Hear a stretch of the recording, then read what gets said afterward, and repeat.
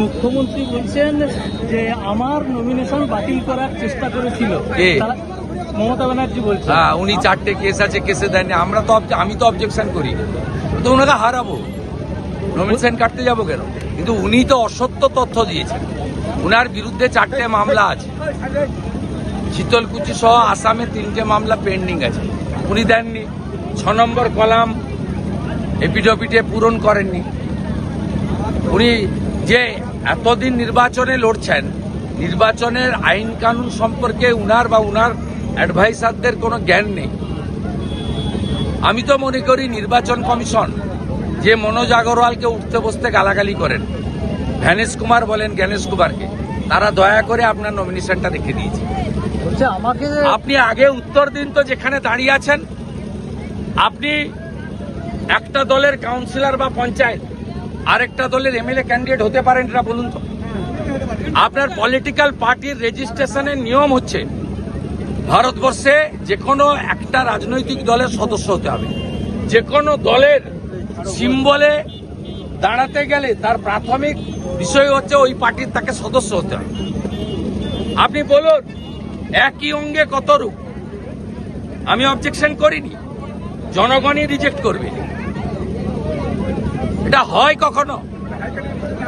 পঞ্চায়েতে পদ্মফুলের পঞ্চায়েত মেম্বার আর বিধানসভায় ছিন্নমূলের প্রার্থী। বলছেন আমার ক্ষতি করার চেষ্টা করেছিল। বলুন এরা ক্ষমতায় এলে তাহলে আপনাদের কি করবে? ওনারা যা চুরি চামারি করেছেন পুরো জনগণ চায়, বেকার যুবক যুবতী চায়, চাকরি চুরি করেছেন, 70 লক্ষ এসএসসির পরীক্ষার্থী চায় আপনি সপরিবারে জেলে যান। কালীঘাটের কাকু আপনাদের কথা বলে দিয়েছে। দাদা আমার দুটো এটা হচ্ছে, অনেকে বলছেন যে বিজেপি দল কখনো মুখ্যমন্ত্রী অ্যানাউন্স করে যায় না, তাদের মুখ্যমন্ত্রী মুখ। কিন্তু যেভাবে দল আপনাকে ভবানীপুরে লড়ার সুযোগ দিল, একাধারে নন্দীগ্রাম, তাতে আপনি বিজেপির অঘোষিত মুখ্যমন্ত্রী। আমি এসবে উত্তর দেব না, কাল্পনিক প্রশ্নের উত্তর আমি দিই না। আর এখন আমাকে দল ভরসা করেছিল যে আপনি নন্দীগ্রামে মুখ্যমন্ত্রীকে হারান। 64,000 মুসলমান ভোট ছিল, সবাই মমতাকে ভোট দিয়েছে। হিন্দুরা অনেক ভাবনা চিন্তা করে, যদিও এখন হিন্দুরা অনেক সংগঠিত, কিন্তু মুসলমানরা ভাবনা চিন্তা করে না। তারা জানে যে খালার কাছেই তারা ভালো আছে, যারা মৌলবাদী। আবার যারা রাষ্ট্রবাদী মুসলিম তারা আমাদের সঙ্গে হাসিবুল দাঁড়িয়েছে। আমাদের সংখ্যা কম এদের, তাই আমাকে নন্দীগ্রামের দায়িত্ব দিয়েছিল। আমি জনগণকে নিয়ে হারিয়েছি। দল মনে করেছে যে এই নির্বাচনে মুখ্যমন্ত্রীর বিরুদ্ধে বিরোধী দলনেতাকে দাঁড় করানো উচিত। আমাকে নির্দেশ দিয়েছে, আমি পালন করেছি। আমার বিশ্বাস, যে বিশ্বাস এবং মর্যাদা বিশ্বের সর্ববৃহৎ রাজনৈতিক দল বিজেপি আমার উপর রেখেছে, আমি সেটা মর্যাদা রাখতে পারি। আচ্ছা, আপনি ওখানে গেলেন, উনি কিন্তু এখানে এলেন না। আমার মনে আছে গতবার ওর প্রচার আমি কভার করেছিলাম, তখন উনি বলেছিলেন যে আমি নন্দীগ্রামে ঘুরে ঘর বানিয়ে থাকবো। উনি বলেছিলেন যদি নন্দীগ্রামে যেতাম তাহলে আমি নন্দীগ্রামে 5 বছর ধরে আসেননি। উনাকে যে মুসলিম সহ 1,08,000 ভোট দিয়েছে তাদের পাশেও দাঁড়ান, এবং যাতে নন্দীগ্রামের মানুষ জল খেতে না পায় সেজন্য পাইপগুলো বেছাতে দেন।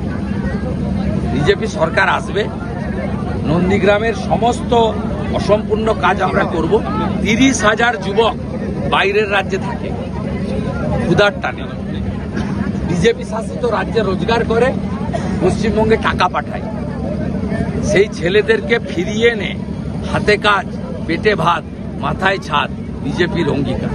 এই যে দিনের বেলায় নন্দীগ্রাম, রাত্রিবেলায় ভবানীপুর, এই ফিটনেস লেভেল এবং এই যে এর জন্য যে মানসিক জোর লাগে, তার সঙ্গে রাজ্য আপনি সামলাচ্ছেন কিভাবে? স্বামী বিবেকানন্দ বলে গেছিলেন, যার নিজের প্রতি আস্থা আছে সেই সাত্বিক, যার নিজের প্রতি আস্থা নেই সে হচ্ছে নাস্তিক। আমার নিজের প্রতি আস্থা আছে, এবং 55 বছর বয়স, যেসব ব্যাধি রোগ মানব জীবনে প্রবেশ করে, সুরাপান থেকে অনেক রকম আসক্তি, সেটা থেকে ভগবান আমাকে দূরে রেখেছে। এরা আমাকে 2004 থেকে দেখছে, 2004-এও আমাকে যা দেখেছে, হয়তো বয়স বেড়েছে, বয়সের ছাপ পড়েছে। রাজ্য সিকিউরিটি ছিল, এখন কেন্দ্রীয় সিকিউরিটি আছে। এর বাইরে কোনো পরিবর্তন আমার অন্তত হয়নি। গাড়ির কালার একই আছে, গাড়ির ব্র্যান্ড একই আছে, চুলের ছাঁট একই আছে, গোঁফের ছাঁট একই আছে। ঘড়ি ছিল না তা নেই, আংটি কোনোদিন পরিনি, এখনো নেই, গলার হার কোনোদিন ছিল না, এখনো নেই। সুতির জামা কাপড়ে অভ্যস্ত, সেটাই আমি